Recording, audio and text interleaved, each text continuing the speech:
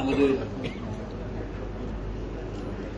এই বাংলা সাহিত্যের আমাদের বাংলা ভাষা এবং সংস্কৃতির দুই বিশিষ্ট দিকপাল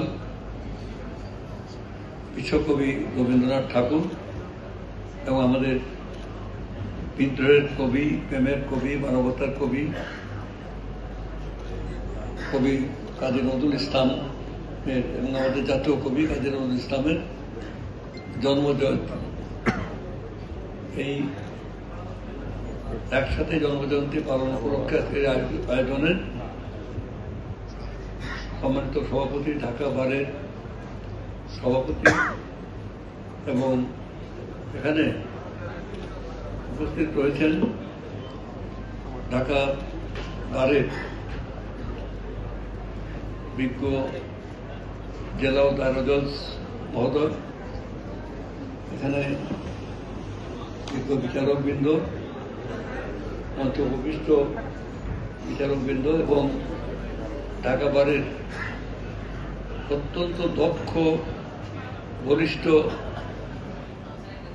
আইনজীবীবৃন্দ, যাদের মধ্যে সিনিয়র আইনজীবীরা যারা এখানে আছেন, ঢাকা বারের প্রাক্তন সভাপতি, সাধারণ সম্পাদক এবং সবাই এই আইন অঙ্গনের এক একজন দিকপাল, আপনাদের এবং আইনজীবী ভাই ও বোনেরা, খুব সংক্ষেপে কয়েকটা কথা বলতে চাই। এই কথাগুলো হচ্ছে এই সংস্কৃতি একটা জাতির আত্মপরিচয় বহন করে, জাতির সোল অফ এ নেশন। আমাদের এই সংস্কৃতি, বাংলা সংস্কৃতি অত্যন্ত সমৃদ্ধ এবং প্রাচীন। সেই প্রাচীনত্বের সঠিক দিনক্ষণ নির্ণয় করা মুশকিল, তবে এটা হাজার হাজার হাজার বছরের পুরনো। এখানে অশোকের আমলে, খ্রিস্টের জন্মের 325 বছর আগে, 23 বছর আগে, সম্রাট অশোকের আমলে তার মন্ত্রিসভায় চাণক্যের মতো লোক তখন ছিল এবং সেখানে অনেক সংস্কৃতি মনের লোকজন ছিল। অশোকের বাবা মৌর্যগুপ্তের সময় ছিল। এরপরে বৌদ্ধ ধর্ম শুরু হল। সারা বাংলাদেশে অনেক বৌদ্ধ বিহার আছে এবং সেই বৌদ্ধ যুগটা ছিল অশোকের আমল থেকে। অশোক নিজেও বৌদ্ধ ধর্ম গ্রহণ করলেন। সেখান থেকে শুরু করে পাল যুগ পর্যন্ত, অর্থাৎ শঙ্করাচার্য এবং লক্ষণ সেনের আসার আগ পর্যন্ত বৌদ্ধদের যুগ ছিল, প্রায় 900-950 বছর ধরে। এই সময় চর্যাপদ ছিল, বৌদ্ধ সহজিয়াদের সাধন সঙ্গীতমূলক গান। তার আগে ছিল ডাকের বচন, খনার বচন, সবই কিন্তু আমাদের সংস্কৃতির একটা দুষ্প্রাপ্য বিষয়। এবং আমাদের যে হেরিটেজ, আমাদের যে পুরনো যে স্থাপত্য, এটা পৃথিবীর বিখ্যাত, পৃথিবীর সব জায়গায় বিখ্যাত। এবং এই বাংলাকে একসময় সোনার বাংলা বলা হতো। সারা পৃথিবীর মানুষ তাদের ভাগ্য অন্বেষণের জন্য বাংলায় আসত।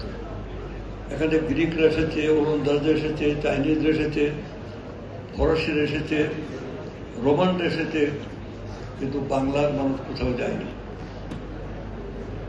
55 জন ফটকাবাজ ইংরেজ তার একটা কোম্পানি করলো, নাম দিল ইস্ট ইন্ডিয়া কোম্পানি।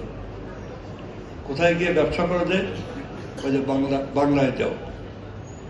এখানে হিউয়েন সাং এসেছিলেন। 3 দেশের সমস্ত জ্ঞান বিজ্ঞান শিক্ষা করার পরে অধিক জ্ঞান অন্বেষণ কোথায় গিয়ে করে দেয়? ওই যে বাংলায় যাও। এই যে বাংলায় আসলো। এখানে ইবনে বতুতা তার ভ্রমণ বৃত্তান্তে লিখেছেন যে এদেশে প্রবেশের 1000টি দরজা আছে, কিন্তু এখান থেকে বেরোনোর কোনো পথ নেই। এত প্রাচুর্য, এত সৌন্দর্য, এত ঐশ্বর্যে ভরপুর ছিল এই দেশ যে এখানে কেউ আসলে এখান থেকে বেরোতে পারত। নানান ঐতিহাসিক কারণে আজকে আমরা অনেক পিছিয়ে পড়া দেশ, কিন্তু সঠিক নেতৃত্ব দিতে পারলে আবার আমরা আমাদের ঋত গৌরব হারানো ঐশ্বর্য আমরা পুনরুদ্ধার করতে পারব। আমাদের সংস্কৃতির বিষয়গুলোকে প্রথম অনুধাবন করেন শহীদ প্রেসিডেন্ট জিয়াউর রহমান। এটা শুধু রাজনীতির কথায় আমি রাজনীতি বলছি না, এই বাংলার ইতিহাসের যিনি মানে একটা পর্যায়ে যিনি ইতিহাসকে সৃষ্টি করেছেন। আপনারা অনেকেই জানেন যারা এখানে বয়স্ক আছেন, সম্ভবত আমি এখানে সবচেয়ে বেশি বয়স্ক হব, অথবা আমার চেয়ে কাছাকাছি হতে পারে, নাই বোধ হয় আমি সবচেয়ে বেশি বয়স্ক। তো কারণ আমি 69-এর গণ অভ্যুত্থান গণ আন্দোলনে 11 দফা আন্দোলনে আমি মানে ঢাকা বিশ্ববিদ্যালয়ের পক্ষ থেকে আমি সেখানে যে ছাত্র আন্দোলন সেখানে আমি মানে সদস্য ছিলাম কেন্দ্রীয় কমিটিতে। তাহলে বুঝতে হবে যে আমাদের বয়স কত মানে দীর্ঘ। প্রথম মন্ত্রী ছিলাম তাও 40 বছর আগে, প্রথমে মানে শিক্ষা প্রতিমন্ত্রী করে আইন মন্ত্রণালয়ের দায়িত্বে ছিলাম প্রতিমন্ত্রী হিসেবে। I was in charge of cabinet minister. এরপরে যুবকরাতে আবার ক্যাবিনেট মন্ত্রী হলাম। তো এইটা ছিল এখন থেকে 30-40 মানে 40 বছর আগের থেকে শুরু হয়েছে। মানে 48 বছর হলো উপলব্ধি জীবন। 62 বছর ধরে রাজনীতি করেছে, 63 বছর পলিটিক্স করছে লাগাতার। তো যাই হোক, যে কথাটা বলতে চাচ্ছিলাম যে এটা আমি বলছি যে আমি মানে বয়স্ক মানে এই নয় যে আমি বৃদ্ধ হয়ে গেছি।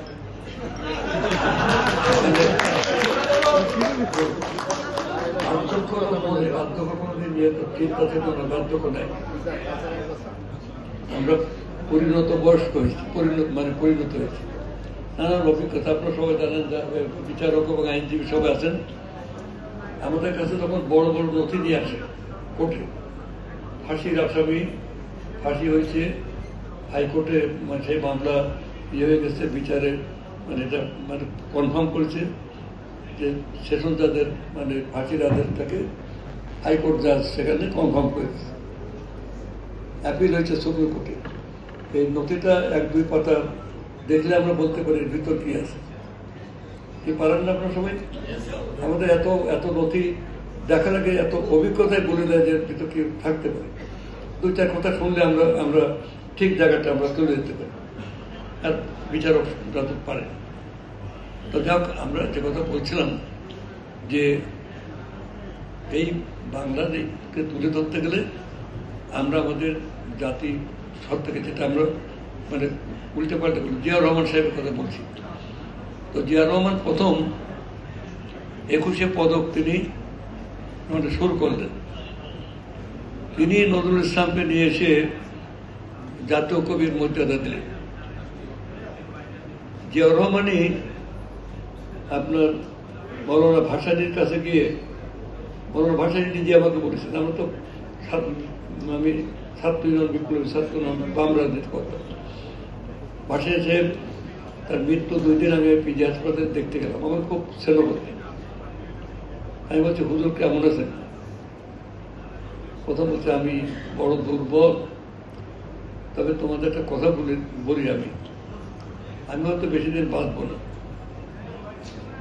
জিয়া আমাকে কথা দিয়েছে সে গরিব মানুষের ধরে কাজ করবে, তোমরা